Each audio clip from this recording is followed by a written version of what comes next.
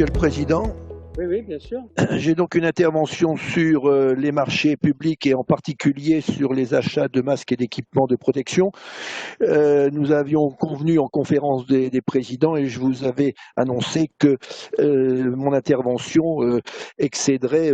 bien certainement les 2 minutes, mais le sujet en vaut la peine. J'ai bien noté, notre groupe a bien noté que la mission d'information et d'évaluation sur les achats de masques et d'équipements de protection n'était pas possible puisqu'elle se plaçait après le 1er janvier de l'année civile qui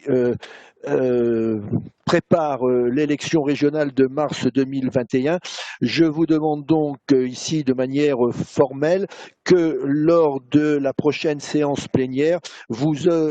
organisiez un débat ou vous laissiez le temps à un débat sur les achats de masques et équipements de protection, à la fois pendant la période de confinement et au-delà, on va dire par exemple jusqu'au 30 septembre, ce qui nous permettra d'avoir des éléments.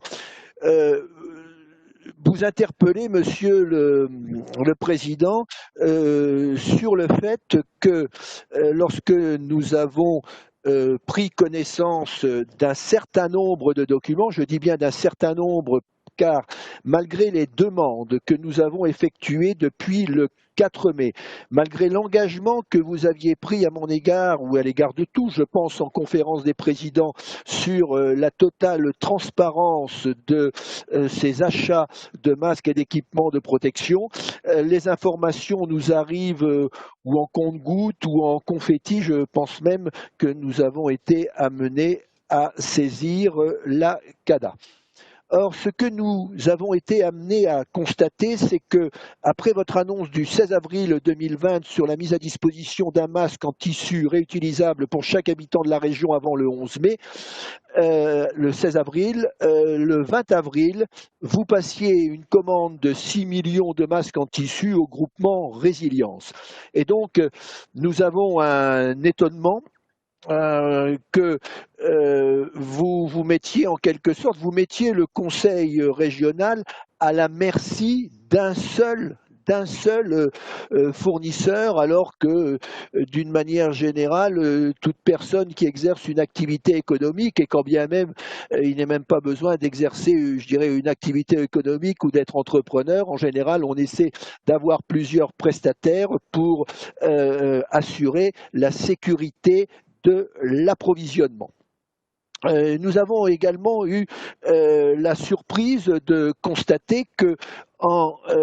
passant une commande exclusive à ce groupement, vous mettiez de fait à l'écart l'ensemble des entreprises textiles régionales, alors même que ces entreprises textiles, dans un formidable élan à la fois de solidarité nationale et témoignant d'une faculté de rebond, je dirais, mais qui fait honneur aux acteurs économiques et au peuple français, se sont mobilisés lorsque la question des masses est devenue prégnante dès le mois de mars, ont fait des investissements à la clé, ont reconverti leur personnel, et finalement n'ont pas trouvé preneur auprès de la commande publique régionale, alors même que le président du conseil régional déclarait lors de l'annonce de l'opération Un masque pour chacun,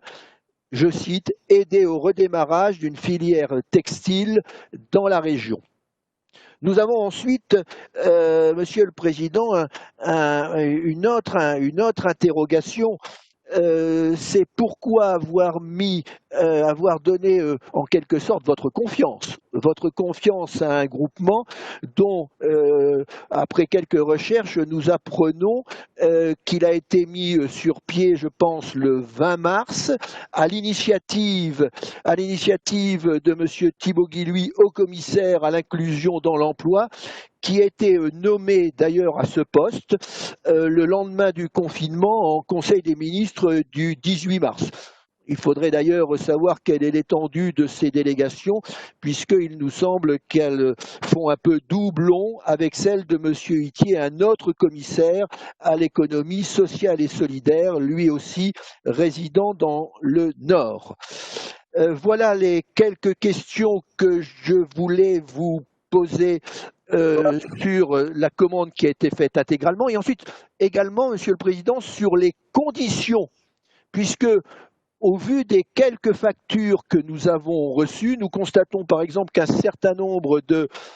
prestataires sont payés à un mois, peut-être voire à plus. Or, ce prestataire-là a été payé à la commande, c'est-à-dire que, et nous en aurons, mais la confirmation lorsque nous aurons reçu le mandat que nous avons demandé, qui ne nous a pas été fourni depuis maintenant plus de 4 mois. Ce fournisseur a été payé à la commande et si on en croit le rapport que vous nous fournissiez le 30 juin, le rapport d'information qui faisait le point sur les livraisons au 22 juin, ce fournisseur, le groupement Résilience, avait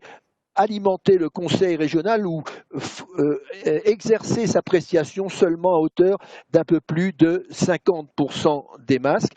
Et ensuite, une question à laquelle vous n'avez toujours pas répondu, pas plus que Madame Fourré. Nous vous avons apporté la preuve, du moins c'est selon le déclaratif de la ville d'Amiens, que des masques faits au Maroc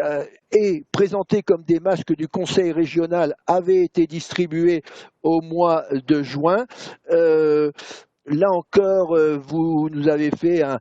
je dirais un molle démenti en séance plénière. Nous avons insisté, mais cela ne nous étonne pas dans la mesure où nous voyons que dans vos commandes, il y a des commandes qui sont faites à Cdiscount. Alors évidemment, quand on commande à Cdiscount, comme on peut commander à Amazon, très souvent, ce genre de plateforme s'approvisionne à l'étranger, en Chine ou au Maroc ou au Portugal. Enfin, Monsieur le Président, profitez de ce rapport sur les marchés publics pour vous demander pourquoi donc la distribution de masques du Conseil régional en tissu promise pour le 11 mai n'est toujours pas achevée. J'ai de nombreux témoignages de nos élus, des collaborateurs, d'habitants de la région et je peux apporter le mien pour la ville et l'agglomération de Dunkerque. Les propos que je vous dis ont d'ailleurs été confirmés lors d'un conseil municipal. Sur le Dunkerquois, le stock de masques du conseil, enfin les masques du conseil régional livrés à la communauté urbaine ont été bloqués. Je ne sais pas aujourd'hui dans quelle proportion et dans quel délai. Mais en tout cas, les habitants de Dunkerque n'ont toujours pas été destinataires des masques du conseil régional, alors même, et nous le voyons aujourd'hui, que le besoin s'en fait sentir.